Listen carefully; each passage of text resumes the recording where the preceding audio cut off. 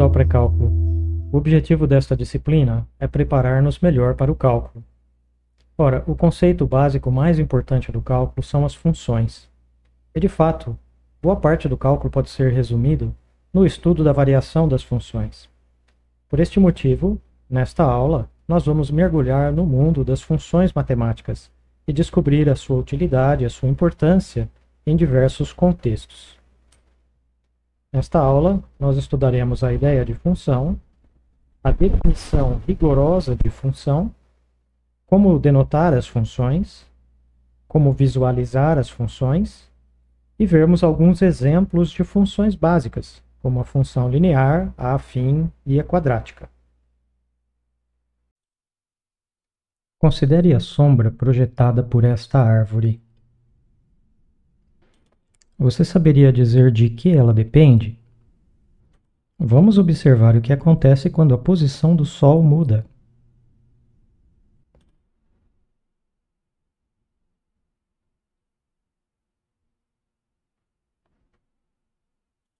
Como nós podemos ver, à medida que o Sol vai descendo, a sombra da árvore parece estar aumentando.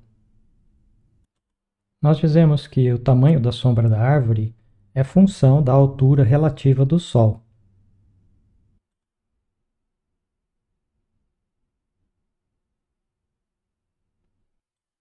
Assim, se x representa a altura aparente do Sol, então a quantia f, que depende de x, representa o tamanho da sombra. Nós também dizemos que se x é a altura aparente do Sol, então a função f de x representa o tamanho da sombra projetada. E assim nós vemos a ideia de função, ou seja, de alguma quantia que apresenta uma dependência específica de outra quantia. Aqui, f de x apresenta uma dependência específica da variável x, chamada variável independente, enquanto a quantia f de x é chamada de variável dependente. Dado que nós podemos estar trabalhando simultaneamente com muitas quantias diferentes, então é sempre conveniente indicar um conjunto ao qual o valor de x vai ser tomado. Por exemplo, aqui representado pelo conjunto A. Este conjunto é chamado de domínio da função. Também é conveniente indicar um conjunto separado, neste caso aqui o conjunto B, nos quais os valores correspondentes da função f pertencem. Este conjunto é chamado de contradomínio. E a função f estabelece uma relação de dependência entre estes dois conjuntos. Nós pensamos que à medida em que x percorre os valores constantes no conjunto A, os valores f de x percorrem algum subconjunto do conjunto B. Um outro modo de pensar nas funções é como se fossem máquinas dotadas de uma entrada e uma saída.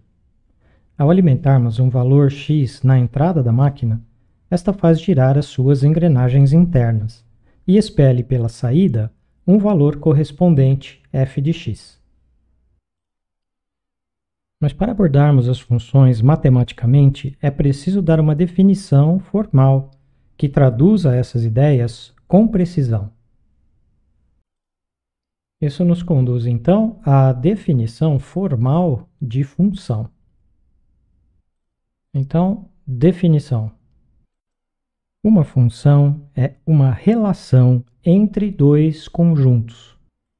A, chamado domínio, e B, chamado contradomínio, que faz corresponder a cada x pertencente ao domínio um único elemento f de x pertencente ao contradomínio, chamado imagem de x por f. O que a definição está nos dizendo pode ser traduzido visualmente nesta figura. O elemento x, pertencente ao domínio, corresponde a 1 e só um elemento f de x no contradomínio. E esta correspondência é indicada aqui pela presença de uma flecha ligando o elemento x do domínio ao seu correspondente f de x no contradomínio. Aqui cabe fazer uma observação muito importante. Todo x no domínio deve corresponder a um elemento f de x no contradomínio, ou seja, não podem sobrar elementos em A dos quais não parte nenhuma flecha. Neste exemplo, f não é realmente uma função. Isto porque há um elemento no conjunto A, que é indicado por y, que está sobrando. Ele não corresponde a nenhum elemento no contradomínio B. Enquanto a definição de função pede que a cada elemento do domínio corresponda a um elemento no contradomínio. Isso, obviamente, é falso aqui. Por isso, f não é função. Aqui, este outro exemplo, f também não é uma função. Será que você consegue dizer por quê?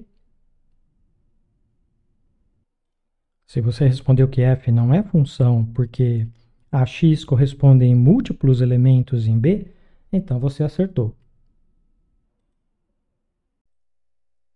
Em toda comunicação, é muito importante expressar-se corretamente, não é? E na matemática, não é diferente. Quando nos desejamos expressar sobre uma função, é preciso que todas as informações que identifiquem a função sejam corretamente expressas. Mas o que exatamente identifica uma função? Ora, toda função possui um domínio. Este é o conjunto de valores que podemos escolher para a variável x. Toda função possui um contradomínio. Este é o conjunto ao qual pertence os valores f de x. E toda função possui também uma lei de correspondência entre os elementos do domínio e os do contradomínio. Esta é geralmente indicada por algum nome, uma fórmula ou alguma lei de correspondência. Então, essas são as informações que devem ser corretamente indicadas na comunicação. Isso pode ser feito de muitas maneiras, por exemplo, verbalmente ou através do uso de alguma notação conveniente. Então, vejamos aqui algumas maneiras de denotarmos funções.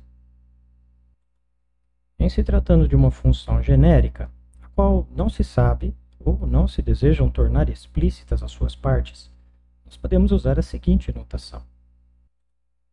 Indica-se primeiro a lei de correspondência utilizando um nome, por exemplo, aqui a letra f, seguida de 2 pontos. Depois, escrevemos o nome do conjunto domínio da função, no caso aqui, o conjunto A. Segue-se uma flecha curta para a direita e depois escreve-se o nome do contradomínio, no caso aqui, o conjunto B. Então, para ficar claro, a letra F aqui indica o nome da relação de correspondência. A letra A indica o nome do conjunto domínio. E a letra B indica o nome do conjunto contradomínio. Assim, quando nos deparamos com uma notação como essa, podemos entender que se trata de uma função, na qual o nome é f, o A é o domínio e B é o contradomínio. Vocês percebem que todas as informações necessárias para se identificar de qual função nós estamos nos referindo, esta notação é suficiente. Do mesmo modo, aqui G indica uma relação de correspondência entre os conjuntos C e D, e essa relação de correspondência é uma função. Todos sabemos que é muito importante expressar-se corretamente, não é mesmo? Então, por exemplo, se nós quiséssemos expressar a função ilustrada aqui por essa figura, como é que nós poderíamos fazer isso? Ora, nós devemos primeiro identificar as partes da função corretamente, certo? Então, a gente começa primeiro identificando o conjunto domínio. É este conjunto aqui. Depois, nós identificamos o contradomínio. É este conjunto aqui. E depois, nós identificamos qual é a lei de correspondência. Para isso, nesta figura aqui, nós olhamos para as flechas. O elemento 1 corresponde ao elemento 2, o elemento 2 deste conjunto corresponde ao elemento 4 deste aqui, e o elemento 3 corresponde ao elemento 6 deste outro conjunto aqui. Sim, está sobrando um elemento aqui, que é o 5, mas isso não é problema, né? No contradomínio pode sempre sobrar elementos. Onde não pode sobrar elementos sem flechas é no domínio da função, certo? Que ótimo. Então, agora é só pegar essas informações e passar para a notação matemática conveniente. Então, nós vamos começar assim. Escrevemos primeiro o nome da função, no caso aqui é f, seguida de 2 pontos. Depois, usando a notação de conjunto, nós escrevemos o conjunto domínio com os seus elementos. Aqui no caso, os números 1, 2 e 3. Depois, escrevemos a flechinha curta para a direita. E depois usamos a notação de conjunto para expressar o contradomínio e os seus elementos. No caso aqui, os elementos são 2, 4, 5 e 6. Agora eu pergunto a vocês, será que todas as informações necessárias para identificar a função estão aqui?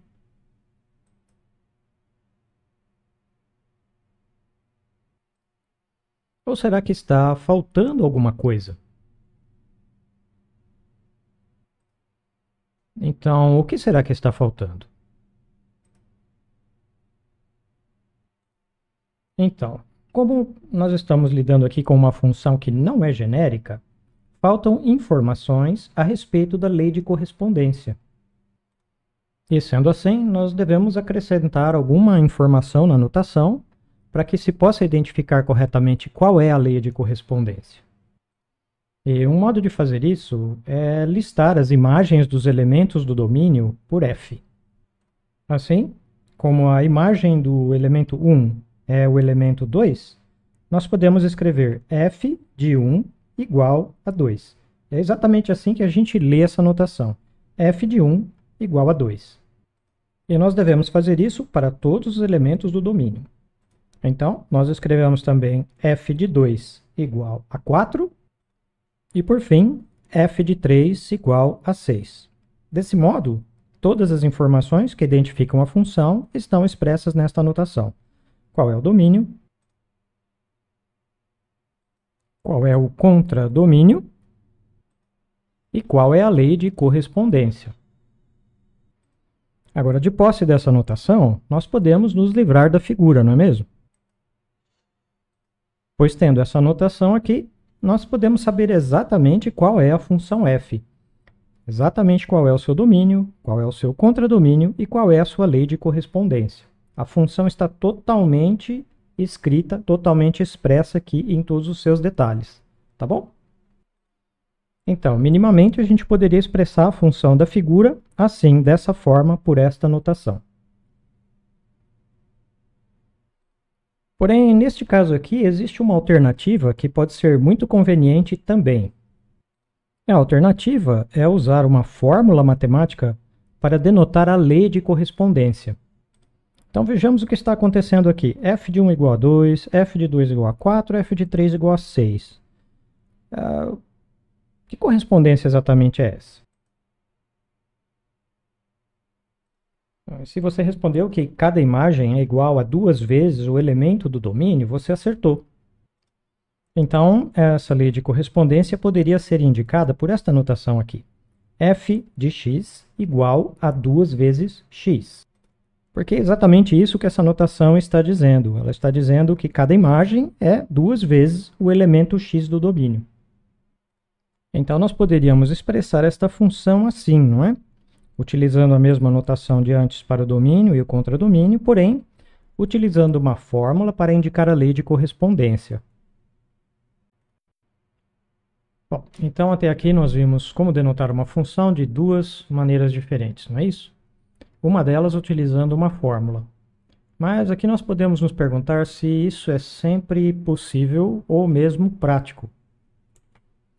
Por exemplo, Se nós quiséssemos denotar esta função que está expressa verbalmente aqui, a função que faz corresponder ao número natural n o enésimo dígito do número π.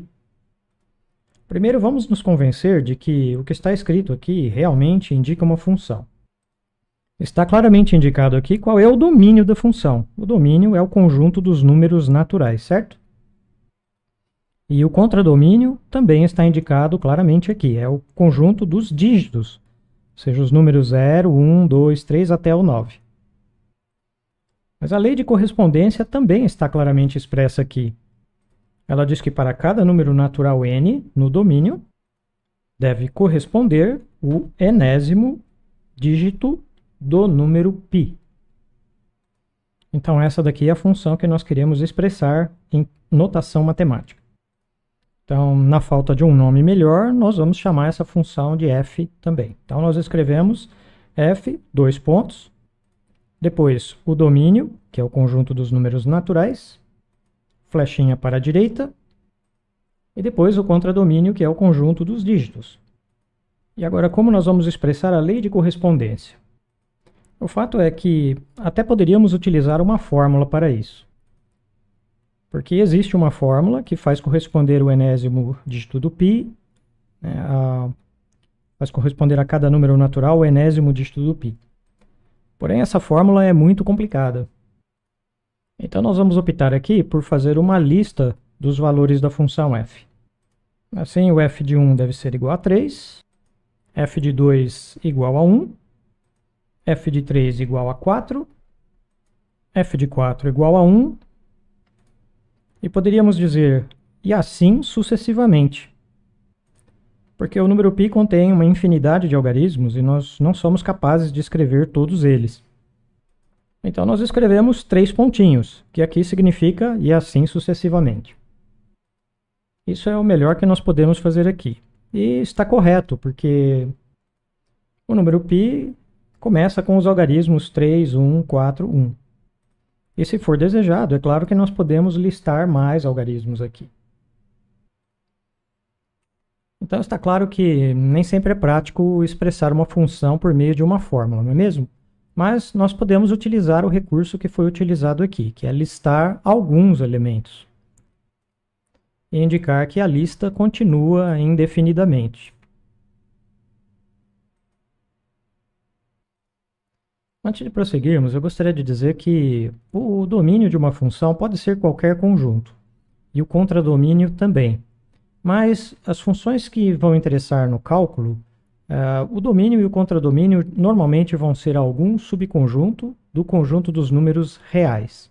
Ou seja, o domínio e o contradomínio vão ser conjuntos numéricos.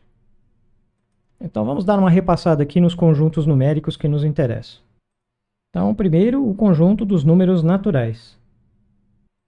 Depois, o conjunto dos números inteiros, que são os números naturais, acrescido dos números naturais com sinal de menos, e também o algarismo zero.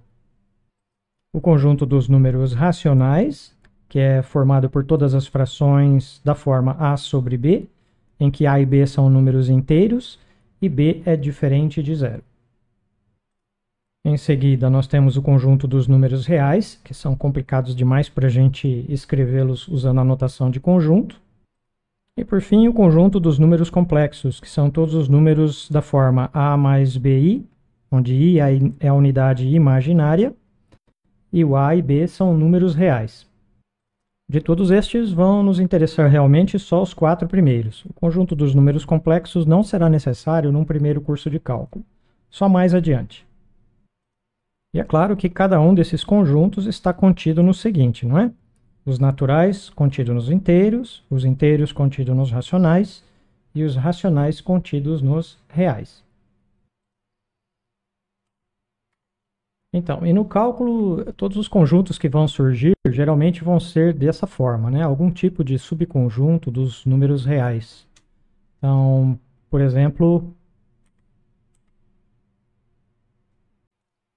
pode ser talvez um conjunto discreto, por exemplo, como este, contendo só os algarismos 2, 3, 5, 7, 11. Um conjunto discreto e infinito, como este daqui, por exemplo, contendo os algarismos 1, 3, 5, 7, 9 e assim sucessivamente. Ou seja, é o conjunto dos números ímpares, não é? Ou mesmo um intervalo, como por exemplo um intervalo fechado dos números reais entre 0 e 1. O intervalo fechado dos números de 1 a 3, ou melhor aqui, o intervalo fechado em 1 e aberto em 3, que é o conjunto de todos os números reais, tais que o x é maior ou igual a 1 e estritamente menor do que 3. Ou mesmo uma união de intervalos, como estes aqui, que dá o conjunto de todos os números reais, tais que o x é maior ou igual a menos 2 e estritamente menor do que menos 1, ou o x é estritamente maior do que 1 e menor ou igual a 2. E mais geralmente, algum subconjunto dado por uma lei de pertença. Por exemplo, o conjunto de todos os números reais, x, tais que x é inteiro e par.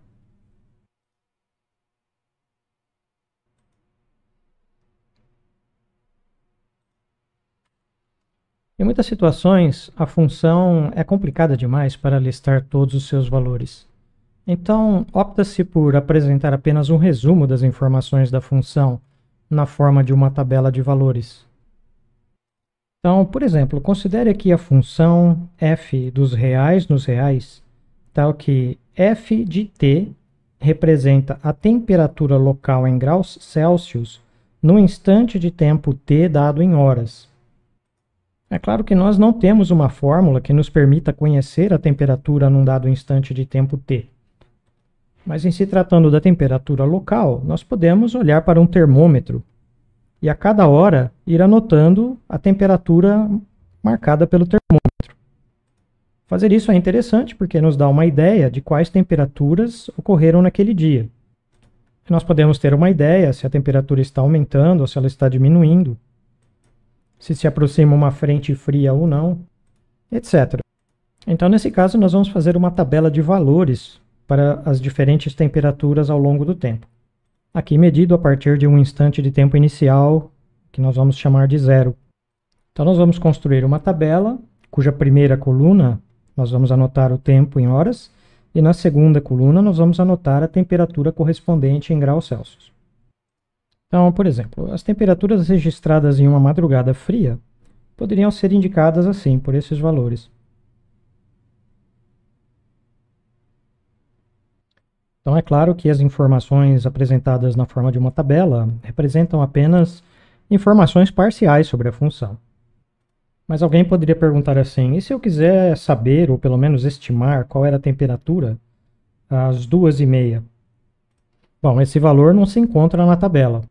Porém, mais adiante, em uma outra disciplina de cálculo, nós vamos aprender uma técnica para estimar esse valor, utilizando um recurso chamado interpolação polinomial, que nos permite calcular uma estimativa bastante razoável, por exemplo, para temperaturas 2h30, usando para isso as informações que estão nesta tabela.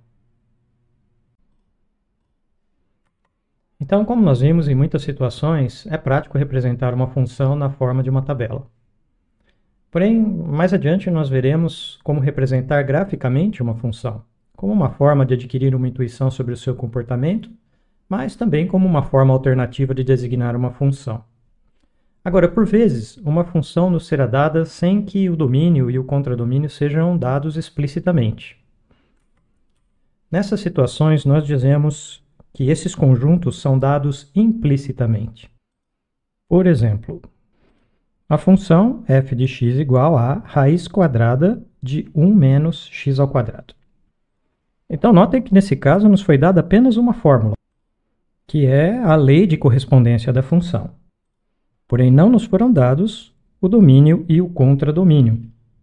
O que fazer nesses casos? Então, nesses casos, nós vamos entender o domínio da função como sendo o maior subconjunto dos números reais para os quais f de x existe. Em outras palavras, são os valores de x para os quais é possível calcular f de x, enquanto o contradomínio da função pode ser algum subconjunto de R contendo todos os valores de f de x à medida que x percorre o domínio. Então vejamos, para saber o contradomínio, eu preciso saber primeiro qual é o domínio. Tendo achado o domínio, eu posso saber qual é o contradomínio, porque vai ser o conjunto que contém todos os valores respectivos de f de x. Então vamos fazer isso para esta função que nos foi dada aqui, para ver se a gente adquire uma intuição melhor sobre isso. Bom, para isso nós devemos buscar condições para que f de x exista. Então nós vemos que f de x existe se e somente se 1 menos x ao quadrado for maior ou igual a zero, porque para esses valores é possível calcular a raiz quadrada. Isto é verdade se e somente se 1 for maior ou igual que x ao quadrado.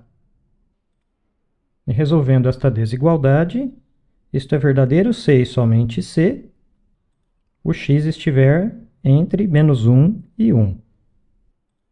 Por isso, nós podemos adotar o domínio dessa função como sendo o intervalo fechado que vai de menos 1 até 1. Agora, o contradomínio pode ser qualquer conjunto que contenha todos os valores, possíveis à medida que o x percorre o intervalo de menos 1 até 1 dos valores f de x. Observando que raiz quadrada de um número positivo é sempre um número positivo, neste exemplo aqui basta tomar o contradomínio como sendo os reais positivos, ou mesmo o próprio conjunto de todos os números reais. Então, por exemplo, aqui eu vou adotar o conjunto de todos os números reais não negativos, que vão de 0 até mais infinito, como sendo o contradomínio da função. Então, como nós estamos vendo aqui, nos é dada a liberdade de escolher qual conjunto que nós desejamos adotar como sendo o contradomínio da função, bastando que ele contenha todos os valores possíveis de f de x à medida que o x percorre os valores no domínio da função, ok?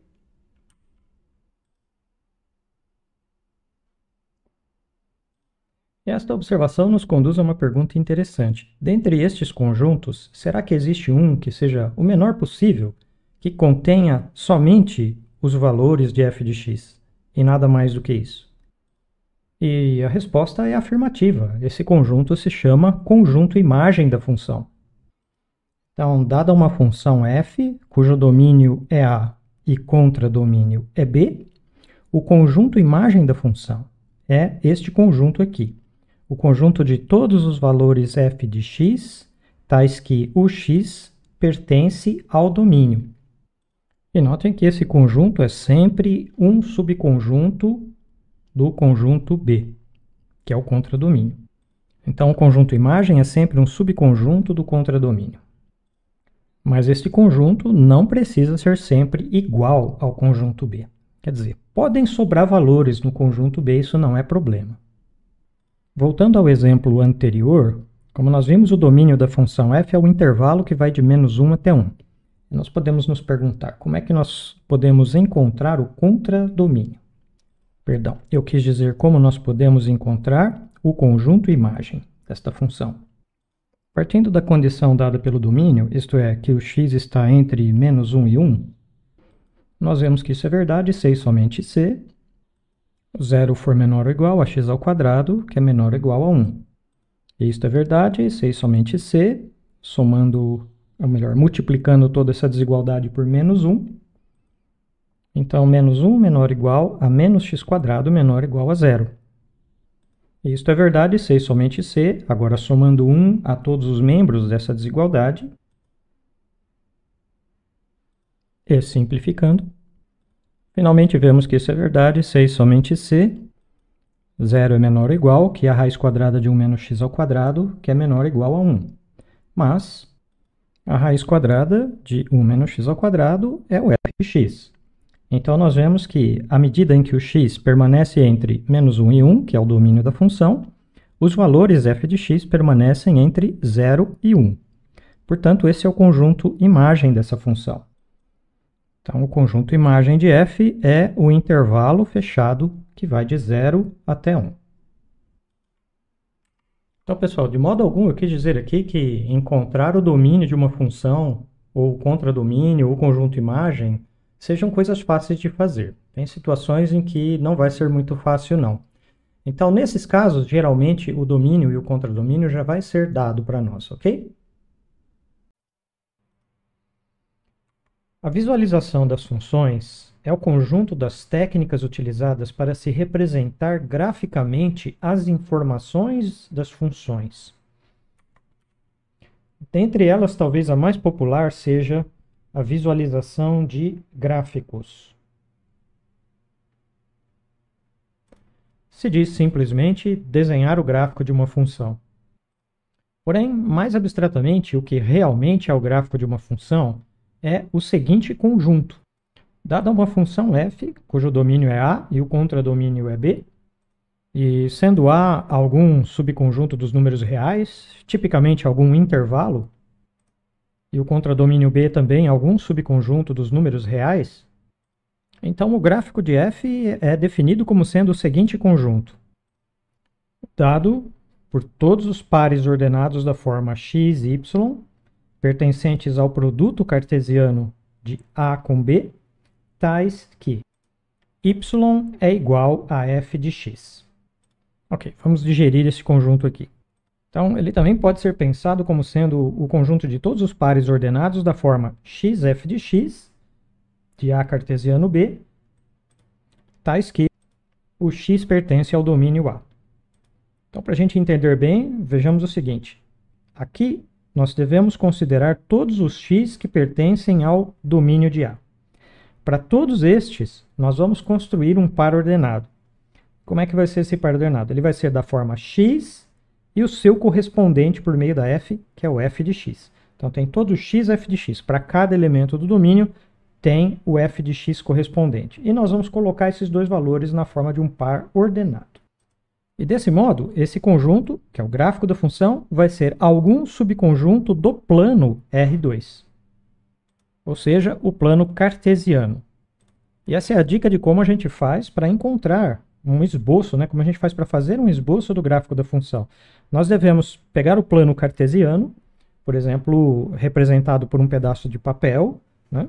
E nós devemos traçar os eixos nesse plano coordenado e depois marcar todos os pontos da forma xf de x que nós fomos capazes de marcar. Isso vai nos dar algum tipo de ideia visual de como é que essa função, o que essa função faz, né? Então, o que nós devemos guardar daqui? Que o gráfico da função não é exatamente uma figura, uma representação gráfica, mas o gráfico de uma função é algum conjunto. E é a partir desse conjunto que nós vamos obter uma representação gráfica e visual. Aliás, aqui por questões práticas, nós não vamos escolher o domínio inteiro da função para desenhar o seu gráfico, porque o domínio pode ser um conjunto muito grande, por exemplo, a reta real inteira.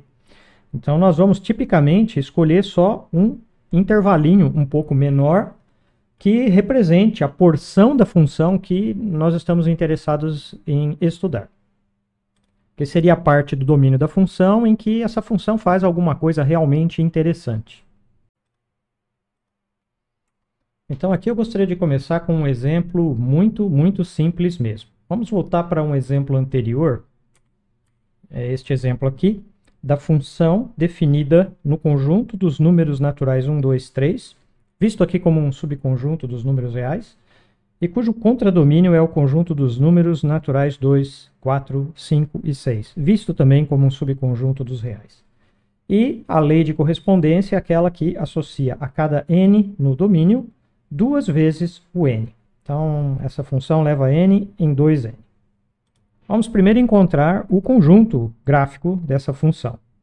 Então, o gráfico de f, que é o conjunto g de f, é, por definição, o conjunto de todos os pares ordenados da forma x, f de x, tais que o x pertence ao domínio da função, no caso aqui, somente os valores 1, 2 e 3. Então, para cada um desses valores, para x igual a 1, x igual a 2, x igual a 3, nós devemos formar um par ordenado.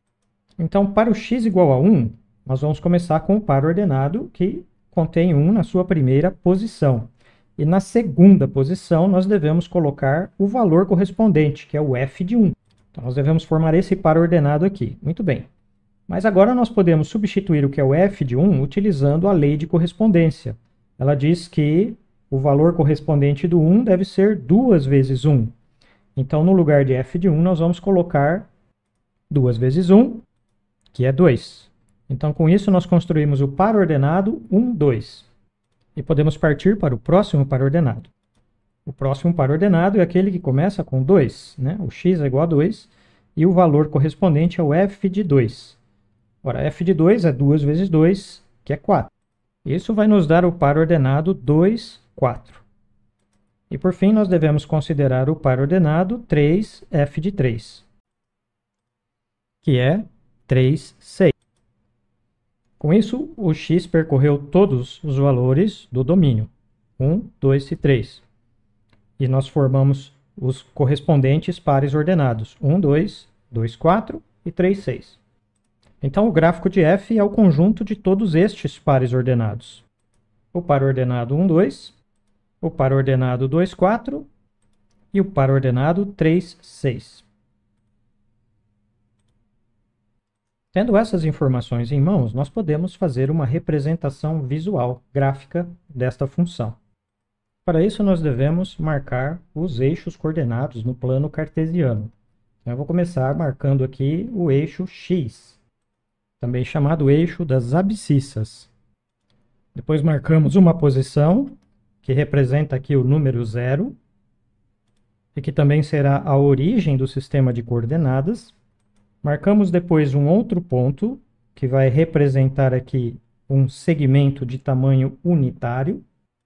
E depois, caso seja desejado, podemos utilizar o segmento unitário para marcar pontos que sejam proporcionais. Então, por exemplo, onde vai ficar o número 2, o número 3, o número 4 e assim por diante. O próximo passo é traçar o eixo das ordenadas, que é sempre perpendicular ao eixo das abscissas, passando exatamente pela origem, que é o 0. Neste eixo, nós devemos marcar também um segmento como sendo um segmento unitário. E aqui a gente observa o seguinte: o comprimento da unidade no eixo y não precisa ser igual ao comprimento da unidade no eixo x. Em muitas situações é conveniente que eles não sejam mesmo iguais, porque, por exemplo, neste exemplo aqui, como a gente vai ver, se eu resolvesse utilizar a mesma medida no eixo y, os meus pontos cairiam fora da figura. Por isso eu vou escolher este segmento aqui como sendo o segmento unitário no eixo y.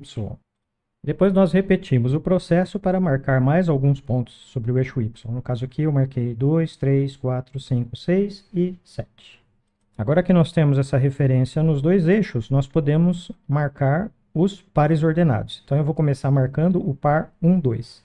Ora, no par 1, 2, a abscissa deve ser igual a 1 e a ordenada deve ser igual a 2. Então isso nos diz que esse ponto deve estar em algum lugar sobre a reta paralela com o eixo y e passando pelo ponto de abscissa 1, e também sobre a reta paralela com o eixo x, passando pelo ponto de ordenada 2. O ponto que queremos marcar está na intersecção destas duas retas. E assim nós marcamos esse ponto. Agora a gente vai para o próximo par, que é o 2, 4. Então, esse ponto deve estar na reta vertical que passa pelo 2 e na reta horizontal que passa pelo 4. Então, exatamente na intersecção destas duas retas. E nós marcamos esse ponto também. E agora podemos ir para o próximo par ordenado, que é o 3, 6. Então, esse ponto deve estar sobre a reta vertical que passa pelo 3 e pela reta horizontal que passa pelo 6. E nós marcamos o ponto que está na intersecção dessas duas retas. E com isso nós marcamos todos os pontos, todos os pares ordenados pertencentes ao gráfico de f. Então, aquilo que nós chamamos de, podemos normalmente chamar de gráfico de f, que é a figura representando a função, é essa figura aqui. Ela tem só os eixos e esses 3 pontos, né? Porque ela nos dá toda a informação que nós precisamos para entendermos que função é essa. É a função tal que o 1 corresponde ao 2, o 2 corresponde ao 4 e o 3 corresponde ao 6. E isso é tudo. Eis aqui uma figura que nós podemos chamar de gráfico de f. Então, aqueles que já viram o gráfico antes, poderiam se perguntar, né, por que que a gente não ligou os pontos, deixamos só os pontos ali? Ora, aqui a resposta é muito simples. É porque no domínio nós só temos três valores, o 1, o 2 e o 3. Então, na figura que for desenhada, se nós tivéssemos ligado os pontos por meio de uma reta, o que nós estaríamos querendo dizer com isso?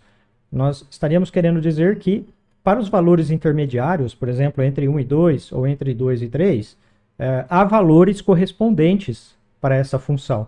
Mas, no caso aqui, isso não é verdade. Né? Nós temos só 3 pontos e, portanto, os correspondentes no contradomínio só podem ser 3 valores. E isso nos dá somente 3 pares ordenados, como nós estamos vendo é o caso aqui.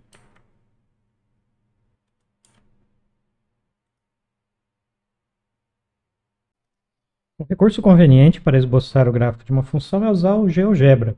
Então, isso que nós fizemos à mão, digamos assim, pode ser feito utilizando esse aplicativo. Então, por exemplo, aqui abrindo o GeoGebra, como nós podemos ver, ele já marcou os eixos coordenados para nós. Então, tudo que resta fazer aqui é indicar quais são os pares ordenados que a gente deseja marcar. Então, eu vou marcar o par ordenado. Então, 1, 2. Então, parênteses. 1, 2 e Enter. Isso nos dá o par 1, 2. Depois a gente marca aqui o par 2,4 e Enter. E por fim, o terceiro par ordenado, que é o 3,6 e Enter. Então, como nós podemos ver aqui, é uma figura semelhante à que nós desenhamos à mão. Só que aqui feita com o aplicativo GeoGebra. Então, em seguida, vamos ver um exemplo um pouquinho mais elaborado, que é esboçar o gráfico da função f, cujo domínio é o intervalo de menos 1 a 1, e cujo contradomínio é o intervalo de 0 a 1, e cuja fórmula é f de x igual a raiz quadrada de 1 menos x ao quadrado.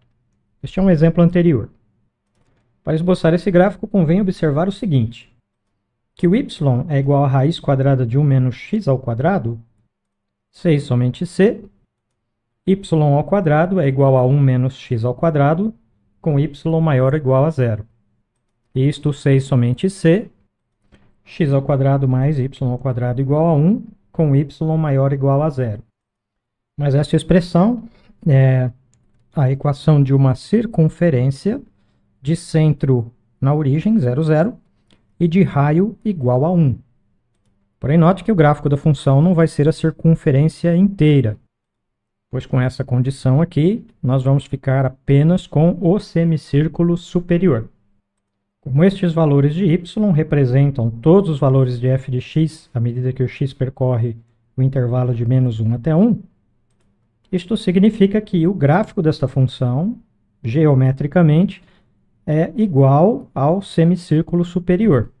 Então, vamos traçar esse círculo, ou melhor, este semicírculo.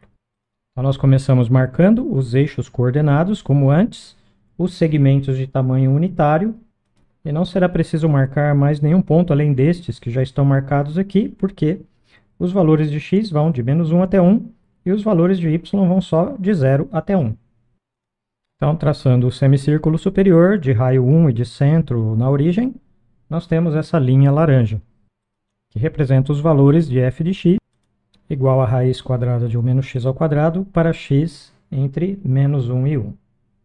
Então, o que essa figura nos diz, por exemplo, é que para um valor de x intermediário, por exemplo este, corresponde um e só um ponto sobre o gráfico, que é esse que foi marcado aí, que por sua vez corresponde a uma única abscissa, que é o y marcado aí. Então, esta figura sugere que à medida que o x percorre o intervalo de menos 1 a 1, os valores de y vão percorrendo os valores entre 0 e 1. Ou seja, o intervalo 0, 1 é o conjunto imagem dessa função.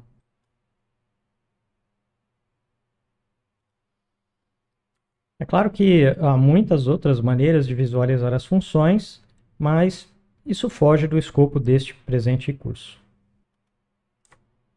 E aqui também eu não quis sugerir de modo algum que desenhar o gráfico de uma função seja uma tarefa fácil. né, desenhar o gráfico da função. Se a função for particularmente complicada, né, tiver uma fórmula difícil, então desenhar a função pode ser muito complicado também. Nesta disciplina aqui, nós vamos aprender, perdão, não nessa disciplina, na próxima, que é a disciplina de cálculo. Nós vamos aprender técnicas para esboçar gráficos de função. E através dessas técnicas vai ser possível esboçar o gráfico de muitas funções diferentes e com muita precisão também. Ok, então agora eu gostaria de passar com vocês alguns exemplos de funções das mais simples que a gente pode encontrar, né? Começando aqui pela função linear. Então, a função linear é talvez a mais simples de todas. E ela é a função cujo domínio são os reais, e o contradomínio são os reais também. E ela é dada por uma fórmula como essa daqui, f de x igual a vezes x. E o que essa fórmula nos diz é que a imagem do valor de x vai ser o múltiplo a de x, em que a é algum número real constante. Não é muito difícil da gente se convencer que o gráfico de uma função linear é sempre uma reta que passa pela origem. E, de fato, se nós calcularmos f de zero, isso é a vezes zero, que é igual a zero. Isso nos dá o par ordenado 0, 0, que está ali na origem do sistema de coordenadas. Então, nós já temos um ponto do gráfico da função. Como o gráfico é uma reta, nós precisamos determinar apenas mais um ponto. Marcando aqui os segmentos de tamanho unitário, nós podemos marcar agora um ponto que corresponde ao x igual a 1, por exemplo. Poderia ser qualquer outro ponto diferente de zero, né? Diferente da origem. Eu vou escolher x igual a 1 aqui, por simplicidade. Isso é a vezes 1, que é igual a a. Isso nos dá o ponto de abscissa 0 e ordenada igual a a. Então, a posição em que essa reta vai ocupar no plano depende do valor de a, certo? A título de ilustração, eu vou assumir aqui que o a seja um valor maior do que 0, ou melhor ainda, algum valor maior do que 1, marcado aqui nesta figura. Então, o outro ponto sobre o gráfico é esse ponto marcado aí, é o ponto de abscissa igual a 1 e ordenada igual a a. Agora nós temos dois pontos e sabemos que o gráfico é uma reta, então é só ligar esses dois pontos por uma reta. Assim. Então essa linha laranja representa o gráfico da função linear f de x igual a ax. O próximo exemplo é o da função afim. Então uma função afim é muito semelhante a uma função linear, no sentido em que o seu gráfico também é uma reta, porém a função afim, o gráfico da função afim não precisa passar pela origem. Mais especificamente, uma função afim é a função cujo domínio são os reais e o contradomínio são os reais também, e dada pela fórmula f de x igual a ax mais b, para a e b números reais constantes. Note que a função afim, ela inclui dentro dela as funções lineares. Essas correspondem às funções afins cujo valor de b é igual a zero. E para desenhar o gráfico de uma função afim, basta que a gente marque dois pontos. Ora, a função afim não precisa passar pela origem, mas nós podemos fazer é escolher dois valores para x distintos, e para esses dois valores de x distintos, nós vamos ter dois pontos distintos sobre o gráfico. Ligando esses dois pontos distintos por uma reta, nós vamos ter o gráfico da função afim. Eu vou escolher o primeiro valor de x como sendo o mais simples de todos, que é 0. Então, f de 0 é igual a vezes 0 mais b, que é igual a b. Isso nos dá o primeiro par ordenado 0b. Depois eu vou escolher o valor de x igual a 1 e calculando f de 1, isso nos dá a vezes 1 mais b, que é igual a mais b. Isso nos dá o par 1a mais b. Não tem nada de errado nessa escolha, mas agora eu vejo aqui que talvez fosse mais conveniente escolher um valor diferente para x. Se o a for diferente de 0, talvez essa escolha aqui de x igual a menos b sobre a seja um pouquinho mais conveniente. Vejamos por quê. Isso nos daria um valor de f de menos b sobre a igual a vezes menos b sobre a mais b, que é igual a menos b mais b, que é igual a zero. Isso nos dá o par ordenado menos b sobre a, vírgula zero. Note que o primeiro par ordenado 0b corresponde a um ponto sobre o eixo y. Então, ele é um ponto onde o gráfico da função cruza com o eixo y. Enquanto que o ponto menos b sobre a, vírgula zero, é um ponto sobre o eixo x e corresponde a um ponto do eixo x através do qual passa o gráfico da função. Então, nós temos dois pontos de referência interessantes dessa forma, um sobre o eixo x e outro sobre o eixo y.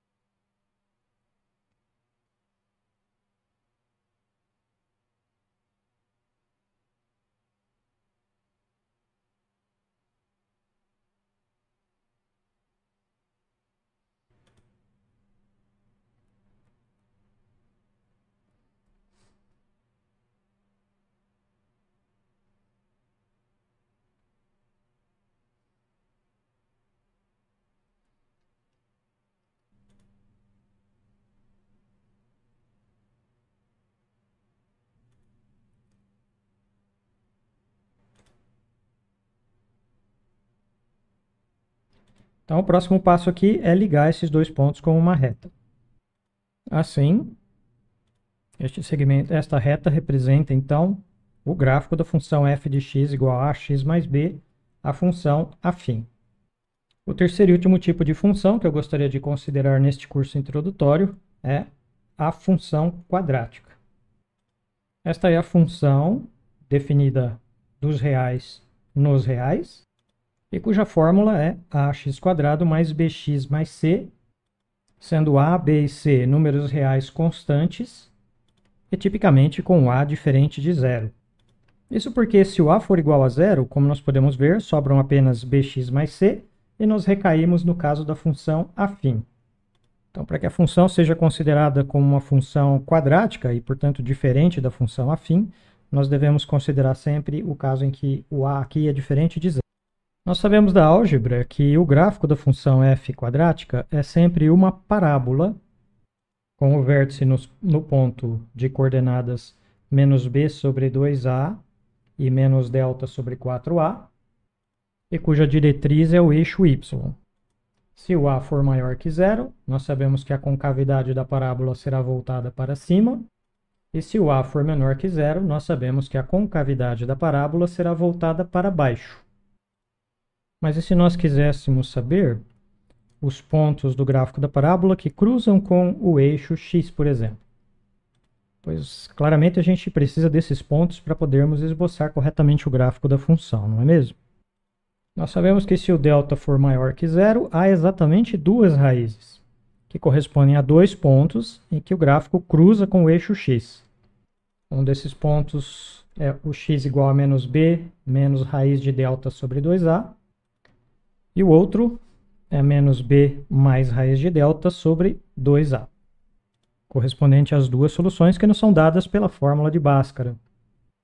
Se o delta for igual a zero, há somente uma raiz, correspondente ao valor de x igual a menos b sobre 2a, e obviamente o y vai dar zero, e isso nos dá o vértice da parábola. E por fim, se o delta for menor do que zero, não há raízes reais. E nesse caso, o gráfico da parábola, né, o gráfico da função quadrática, perdão, que é uma parábola, não cruza com o eixo x. Então, por exemplo, na situação em que o delta é positivo e o a também é positivo, nós sabemos que a nossa parábola vai passar por dois pontos no eixo x, e esses pontos são o ponto x1 e x2 marcados aqui, né, provenientes da fórmula de Bhaskara, e o vértice da parábola, que vai estar aqui neste ponto, menos b sobre 2a e menos delta sobre 4a. Note que como o delta é positivo e o a também é positivo, menos delta sobre 4a é negativo. Por isso esse ponto vai estar abaixo do eixo x, certo? E a nossa parábola vai vir aqui e passar por esses três pontos. Então, de posse dessas informações, nós podemos desenhar aqui a nossa parábola, certo? Isso corresponde então à função f de x igual a ax² mais bx mais c. É claro que, sendo necessário, a fim da figura sair mais perfeita, nós poderíamos ter indicado mais pontos, né? Então, podemos escolher mais pontos no eixo x e encontrarmos os correspondentes por meio da fórmula. Isso para que a linha fique mais certinha. No caso em que o delta for igual a zero e o a ainda for maior do que zero, nós sabemos que é uma parábola com concavidade voltada para cima, mas agora o vértice da parábola, que ainda está no ponto de coordenadas menos b sobre 2a menos delta sobre 4a, sendo delta igual a zero, nos dá o ponto de coordenadas menos b sobre 2a e zero, que obviamente não precisa ser um ponto exatamente sobre o eixo y. Para desenhar o gráfico da função, nós podemos escolher dois outros pontos no eixo x, com valores diferentes entre si e diferentes também de menos b sobre 2a, para que nós tenhamos três pontos distintos sobre o gráfico. E com esses três pontos a gente desenha a parábola, correspondente ao gráfico de f de x igual a ax² mais bx mais c. De modo semelhante, se o delta for menor do que zero, mas o a ainda for maior do que zero, sabemos que o gráfico vai ser uma parábola com concavidade voltada para cima, só que agora a parábola não corta mais o eixo x. O vértice da parábola ainda é dado pelas coordenadas menos b sobre 2a e menos delta sobre 4a, mas note que agora, sendo o delta negativo e o a positivo, a coordenada y será positiva. Então, o vértice da parábola vai estar acima do eixo x. Escolhendo outros dois pontos no eixo x como antes, nós vamos ter três pontos sobre o gráfico da parábola.